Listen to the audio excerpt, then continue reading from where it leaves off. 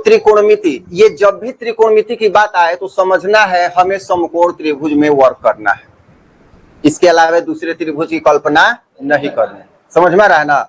अब त्रिकोणमिति मतलब तीन कोण का अध्ययन, जनरली तीन कोण का, जिसमें एक समकोण होता है और दो शेष क्या होते हैं, न्यून कोण होते हैं, और ये दोनों न्यून कोण का योगफल इस समकोण के बराबर है। कहने का मतलब ये अभी हम लोग जब बात करें एक समकोण त्रिभुज की, तो किसी भी त्रिभुज में कितने कोण होते हैं, तीन कोण होते हैं। इसमें एक अनिवार्य है कि समकोण होगा, कोई भी कोण, ठीक है। अब अदर जो कोण होगा वो दोनों ही न्यून कोण होगा, उसमें से कोई समकोण नहीं होगा। क्यों नहीं होगा? क्योंकि अगर दो समकोण हो जाए तो यही दोनों मिलकर 180 हो जाएगा, तो त्रिभुज बनेगा कहां से? तो दोनों न्यून कोण होता है, भले एक डिग्री का हो जाए और दूसरा क्या हो जाए 89 का कम, हाँ 89 का हो जाए, लेकिन होगा 90 से कम, तो दोनों ही क्या होगा, न्यून कोण होगा। अब यहां पर अगर 30 है तो ये कितना होगा, 60 होगा। अगर ये 45 है तो ये भी 45 होगा। समझ में आ रहा है ना। तो इन दोनों कोणों को ये क्या कहेंगे, क्या संबंध है, पूरक कोण। अगला ये एक एक्सरसाइज पूरक कोण पे ही है पूरा, कि साइन 90 डिग्री माइनस थीटा बराबर क्या है ना, तो ये पूरक से भी रिलेटेड है, इसलिए इस पे फोकस करना जरूरी है। अब बारी आती है यहां इस त्रिभुज में, तो त्रिभुज का एसी जो है ये कर्ण पक्का है, फिक्स है। कर्ण क्या है, ये फिक्स है कर्ण हमारा, कि इस त्रिभुज में जो 90 डिग्री है, इसका सम्मुख जो भुजा है, इसकी सम्मुख भुजा वो क्या होती है, कर्ण होती है। अब लंब इसमें कौन सी हो जाएगी, ये कोई जरूरी नहीं है, ये इसमें लंब और आधार जो होते हैं जरूरी नहीं है, और एनसीईआरटी लंब आधार लिखता भी नहीं। ये जो दोनों शेष भुजाएं हैं जो 90 डिग्री का कोण अंतरित करती है, इसमें से एक कोण का सम्मुख भुजा होता है और एक संलग्न भुजा होती है। समझ में आ रहा है ना।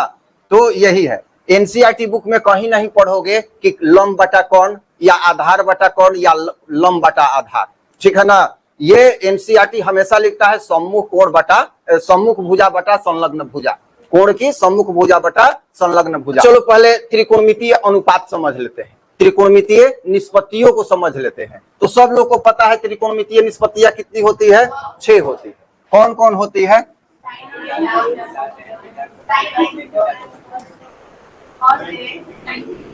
हाँ, पहले समझते हैं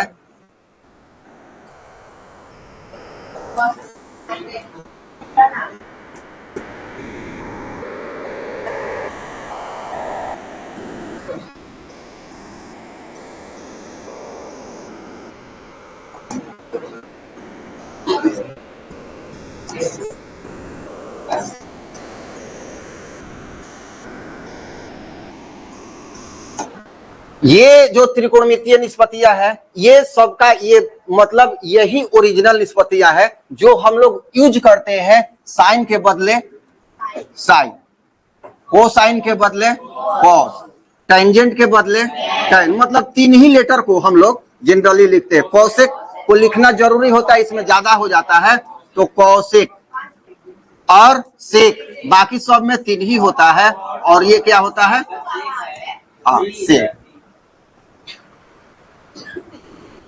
और ये है त्रिकोणमितीय निष्पत्तियों का शॉर्ट फॉर्म, एनसीईआरटी में ऑलरेडी वर्णित है। तो ये क्वेश्चन आ सकता है कि tan का आया है, आ सकता है नहीं, 2-3 साल का क्वेश्चन देखना आता है कि tan का निम्नलिखित में से कौन सा पूर्ण रूप है, फुल फॉर्म है, ये करके आता है। कई बार क्वेश्चन इस तरह से आया है, तो कोटेंजेंट टेंजेंट ये सब दे देगा, तो इस तरह से अपना कर लेना है। ये संख्या की हम बात करते हैं तो 1 2 3 4 5 6 मुख्य रूप से यहाँ 3 ही है, और ये जो तीनों है इनवर्स है। जैसे साइन का इनवर्स है कोसेक, और कॉस का इनवर्स है सेक, और टैन का इनवर्स है, ठीक है। ये इनवर्स का मतलब 1/, ठीक है ना। साइन जैसे अब ये जो साइन कॉस टैन है, यहां से क्वेश्चन सारा ऑब्जेक्टिव क्वेश्चन पे डिस्कस हो रहा है, ध्यान से सब लोग सुनना है, ठीक है ना। ये जितने भी sine cos tan cosec sec cot ये सब है, इसका कोई महत्व नहीं है कोण के अभाव में। अगर हम कहते हैं साइन तो कुछ नहीं है, साइन जैसे ही हमने कहा अब कोई ना कोई कोण वर्णन करना है, किसी या तो थीटा या बीटा गामा पाई ए सी बी डी कुछ भी इसके सामने देना है जो कि कोण को अंकित करे। जैसे साइन यहां हो गया, साइन ए भी हो सकता है, अगर कोई थीटा रख दे तो साइन थीटा भी हो सकता है, समझ में आ रहा है ना। तो इस स्थिति में क्या हो जाएगा, कॉस ए भी हो सकता है, यहां tan ए हो सकता है। अब जैसे ही बात करते हैं यहां पर कॉसेक, तो ये क्या हो जाएगा, कॉसेक ए सेक ए और कॉट ए, ठीक है। अब ये इनवर्स का होता है, इसका मतलब क्या, ये कॉसेक के 1/sin ए और ये क्या 1/cos ए और क्या 1/tan ए, ये इनवर्स हो गया। और एक चीज हम लोग समझेंगे, जैसे ही हम लोग सूत्र समझ जाएंगे कि साइन थीटा या tan थीटा जो भी है क्या है, संलग्न बटा सम्मुख, तो उसके बाद हम लोग पाएंगे कि tan थीटा या tan ए बराबर tan, अगर बात करते हैं यहां पर tan ए बराबर हो जाएगा sin ए बटा cos ए।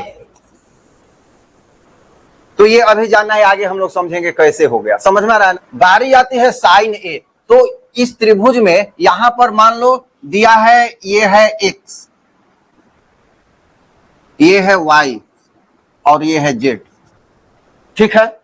तो sin a बराबर क्या हो जाएगा, इसमें z बटा x होगा। चलो बिल्कुल सही है। क्यों सही है, यहां इसकी सम्मुख भुजा क्या है, ये अब लंब है, न कि ये लंब है। ऐसा नहीं समझ लेना कि जो लंबा खड़ा है ये लंब है, नहीं, ये लंब है। क्या होता है, लंब एनसीईआरटी लिखता ही नहीं है, ये होगा कोण की सम्मुख भुजा बटा कर्ण। क्या कहा, z बटा x, हाँ ठीक है सही, z बटा x। तो सम्मुख भुजा लिखवाएंगे सब, ठीक है ना, सम्मुख भुजा बटा क्या हो जाएगा, कर्ण। उसी तरह से अब कॉस का होता है संलग्न भुजा बटा कर्ण, और है हाँ y बटा क्या हो जाएगा, x हो जाएगा। और tan का क्या होता है, सम्मुख कोण की सम्मुख भुजा बटा संलग्न भुजा, मतलब z बटा y हो जाएगा। तो ये नहीं समझना है कि हम किस त्रिभुज में, मतलब उसका आकार क्या है, प्रकार क्या है, वर्टिकल है हॉरिजॉन्टल है, इस पे नहीं जाना है। हमें सीधी बात करनी है कि कौन न्यून कोण को माप रहे हैं। वही अगर कह दिया जाए कि साइन सी बराबर, तो y बटा x हो जाएगा, इसके सामने ये ना आ गया, समझ में आ रहा है। और यही दो कोण होगा, कोई कोण बी नहीं पूछेगा, साइन बी नहीं होगा इसमें, समझ में आ रहा है ना। तो न्यून कोण की ही हम माप करते हैं हमेशा। तो c बराबर y बटा क्या हो जाएगा, x हो जाएगा। उस स्थिति में cos c बराबर क्या हो जाएगा, z बटा x। अब देखो दोनों का उल्टा हो रहा है, ये साइन बटा हुआ था, इस पर कॉन्सेप्ट क्लियर करने से क्या होगा, क्वेश्चन बनेगा आगे।